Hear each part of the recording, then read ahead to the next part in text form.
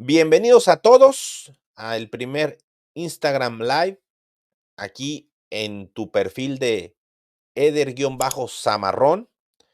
Muchas gracias a todos por la confianza y es una clase muy corta, unos conceptos basados en una sola diapositiva. Y el día de hoy vamos a hablar acerca de la presión de pulso. Para eso, como les comento, la dinámica será en estas clases, así que vayan a seguirme a Instagram o si están aquí, síganme en Instagram. Una sola diapositiva, un desarrollo para una clase. Así que espero que les guste este concepto. En esta ocasión vamos a hablar de la presión de pulso. ¿Qué es la presión de pulso? Yo les digo que es un parámetro hemodinámico infravalorado.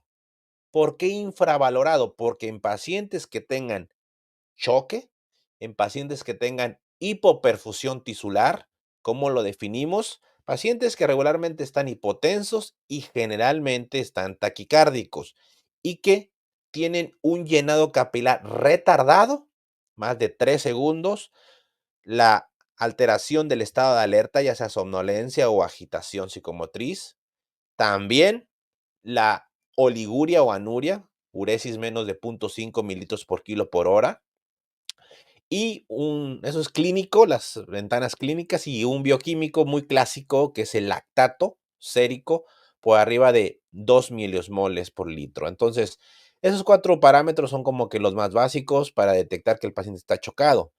Pero un parámetro que nos sirve muchísimo para saber que ese paciente chocado, ese paciente con estado de choque, tiene tal o cual estado de choque es la famosa presión de pulso, que es la presión arterial sistólica menos la diastólica.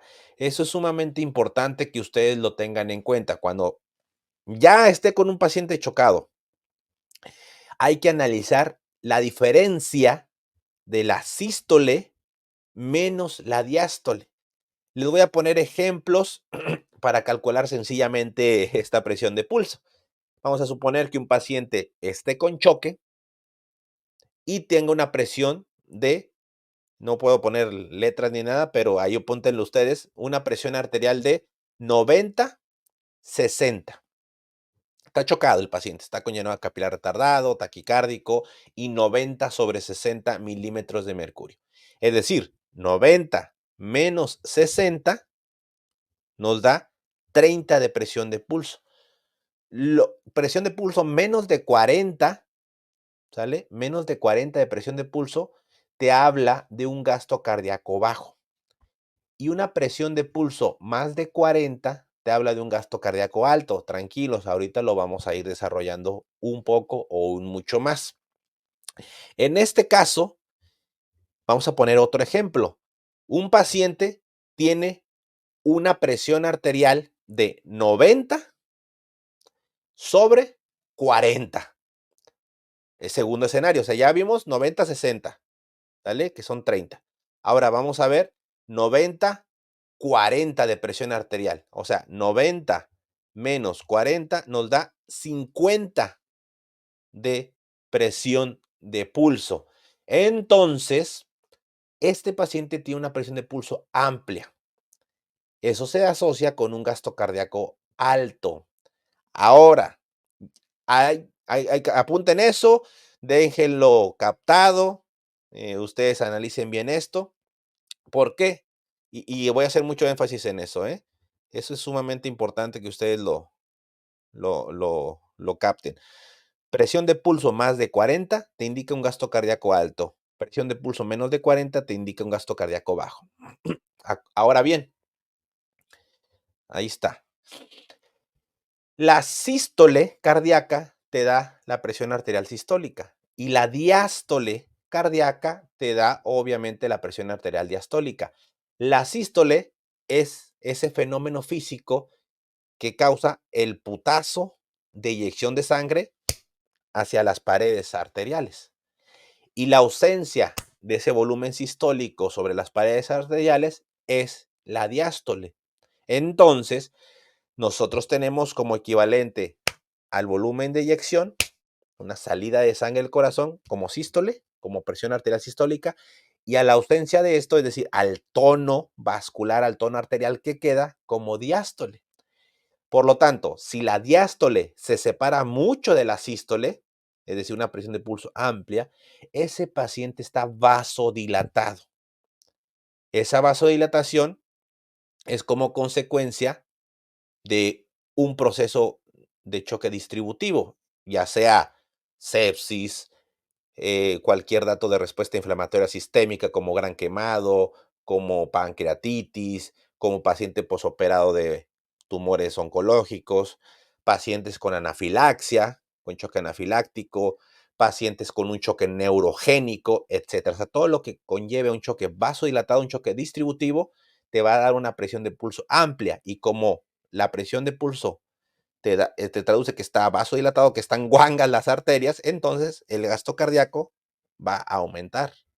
Acuérdense que los dos componentes del gasto cardíaco, los dos componentes de la presión arterial y de la perfusión, por lo tanto, uno es el gasto cardíaco y el otro es las resistencias vasculares, es el juego. Si bajan las resistencias vasculares, aumenta el gasto cardíaco para tratar de compensar la perfusión tisular. ¿Capish? Ahora, nos vamos del otro lado. Cuando el paciente tiene una presión de pulso preservada, significa que la diástole no está muy lejos de la sístole, es decir, está manteniendo tono arterial el paciente. Está muy interesante esto, está manteniendo tono arterial. ¿Qué significa? Que el volumen sistólico es lo que está disminuido, no el tono. Es decir, el gasto cardíaco está bajo y como un mecanismo compensador, las resistencias vasculares aumentan. Así que nos estamos hablando ahora de cualquier componente del gasto cardíaco bajo. ¿Cuáles son los componentes del gasto cardíaco? Propiamente, o sea, si ya vimos que la presión arterial y perfusión tisular es igual a gasto cardíaco por resistencias vasculares sistémicas, las resistencias vasculares sistémicas es interacción entre el sistema simpático y parasimpático, o sea, todo lo que lo proinflama, lo que pierde tono, pues lo va a vasodilatar. Ahora, ¿qué tumba el gasto cardíaco? Todo lo que afecta al mismo. El gasto cardíaco está compuesto por a su vez, dos componentes. Frecuencia cardíaca y volumen sistólico. Dentro del volumen sistólico, o sea, los mililitros que eyecta el ventrículo izquierdo en general o el corazón en general, tiene que tener una buena precarga, una buena poscarga y una buena contractilidad. Si pierde alguno de estos tres, o sea, afecta la frecuencia cardíaca, el paciente le baja el gasto cardíaco. Vamos a suponer que afecta la precarga, la hipovolemia. ¿Qué afecta la poscarga? Un choque obstructivo, como un neumotórax a tensión, un tamponaje cardíaco, una tromboembolia pulmonar. ¿Qué causa una afección en la contractilidad? Pues, por ejemplo, un síndrome coronario agudo, una arritmia, una valvulopatía, etcétera, una miopericarditis, etcétera, etcétera, etcétera. Así que, si se dan cuenta, todo lo que tumba el gasto cardíaco, todo lo que baja, te da una presión de pulso preservada. Y de esa forma, con la simple presión de pulso, que es la sístole menos la diástole, ustedes pueden orientar a qué tipo de choque estamos teniendo. Vamos a suponer, les voy a poner un ejemplo ya por último. Es un paciente que llega con dolor abdominal, fiebre y vómitos, ¿vale? Fiebre, vómitos y dolor abdominal, hasta ahí. Y tiene una presión de 80, se los voy a poner ahí escrito, 80 sobre 30 milímetros de mercurio. Ustedes pónganme tal cual 80-30. ¿Qué gasto cardíaco está teniendo este tipo de choque? Está chocado el paciente, está hipotenso, taquicárdico, llenado capilar retardado. ¿Qué tipo de choque es el que está dominando? O sea, si tiene 80 menos 30, va a tener una presión de pulso de 50 milímetros de mercurio. Por lo tanto, como bien lo dice Candy, el gasto cardíaco va a estar aumentado. Entonces yo les digo, ¿es un choque hipovolémico? ¿Ustedes me creerían? Exactamente, muy bien, como están contestando.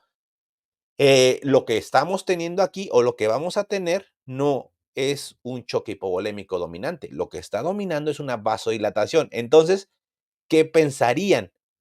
¿Qué pensarían ustedes? Aquí estamos, miren ustedes, presión de pulso más de 40, gasto cardíaco alto. ¿Qué diagnóstico pensarían?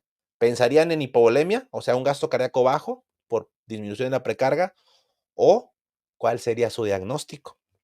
Un choque distributivo, efectivamente, por sepsis. Muy bien, ya se dieron cuenta cómo es muy útil la presión de pulso. No estoy diciendo que no va a requerir optimización de volumen, para eso hay que hacer pruebas de respuesta a volumen y un buen de otras cosas que ya tengo muchos videos acerca de todo eso, pero hoy quise darle mucha importancia a lo que es simple y sencillamente la presión de pulso. Muchas gracias a todos los que están aquí en el live, son más de 100. Entonces quiero que todos, no sé si aquí le den reacción, manita arriba, corazoncito, porque quiero seguir haciendo estas clases de una diapositiva que equivale a un tema. En este caso fue un tema pues corto, que es acerca de la presión de pulso, la diferencia entre la sístole menos la diástole. Espero que les sea de utilidad. Muchas gracias a todos. Lo estoy transmitiendo en estos momentos en Instagram Live, pero voy a guardarlo, a descargarlo, si me lo permite la plataforma, y a subirlo al canal de YouTube Entrenamiento en Áreas Críticas. Muchas gracias por todas sus muestras de cariño. Yo también los quiero mucho, los quiero, dicen por ahí, como dice Misada Mohamed, los quiero ver triunfar. Y nos vemos en las siguientes cápsulas de una diapositiva por un tema en Instagram Live, Eder-Zamarrón. Si les gusta esto, pónganme en los comentarios para seguir transmitiendo este tipo de contenido. Síganme, síganme. Chao.